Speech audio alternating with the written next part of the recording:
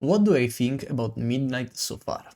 I've played for about 12 hours as of recording of this video, and I haven't played the beta, so I won't spoil myself anything, and it will be the most faithful experience I've had since launch, as someone that doesn't know anything.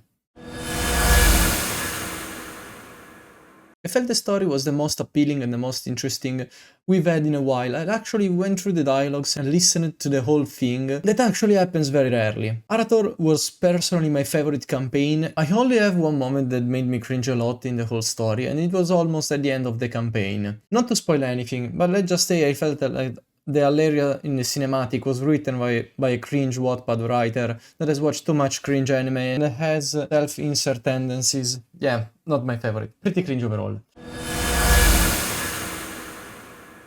Leveling felt really good. It wasn't too fast nor too slow, where it feels like you're doing no progress. I leveled only as a Blood DK, so tank, with pretty bad gear from the start. It was from the event previous to the expansion.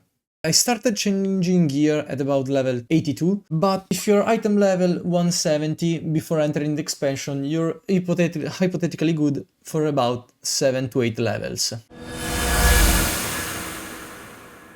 I've not played many classes for now, so I can just talk about the DK. It's not bad, but my only complaint is that they talk about giving the damage back to the base abilities, but in all honesty, if you play in Deathbringer without a mark or the proc, the damage is basically non-existent. It just feels like a normal rotation with a waiting room for Reaper's Mark or Dancing your weapon to comebacks. So, but in dungeons where you don't really look at those things and other people do damage for you, it felt really good. In general, honestly, don't feel too different from the War Within. I had the issue killing stuff since level 81, again being undergeared, but once I hit level 86 I finally started to heal that scaling kick in, and that's when stuff gradually started to die slower and hit harder. Not bad to have the spice when you are getting closer to max level. Dungeons I've played during the story were all pretty fun, but honestly for some I'm pretty scared on how they are gonna turn out in Mythic Plus. I'll have to say, some bosses felt like a rip-off of already existing one, but you know, at some point you're gonna repeat something. Infinite possibility isn't a thing in this game, unluckily.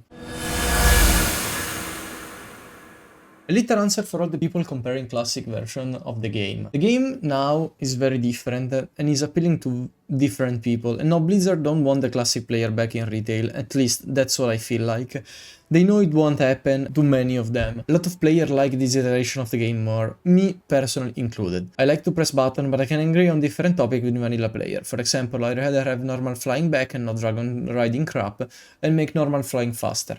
Also, the start of the expansion, I don't like the fact that you can already fly. I'd rather complete the main story and the exploration achievement by staying on ground. Also, the auto attack is now again very important part of the damage, but the displayed number is still so little it feels meaningless. Also, the final reward for every hit is not the same. Having so much stuff hitting at the same time makes everything looks powerless. With the pruning, I think they should just remove stuff, not add more passives into abilities. Other than that, for now I have nothing more to say. Let me know what you think about in the comments. Thanks for watching, and see you in stream next time. Bye!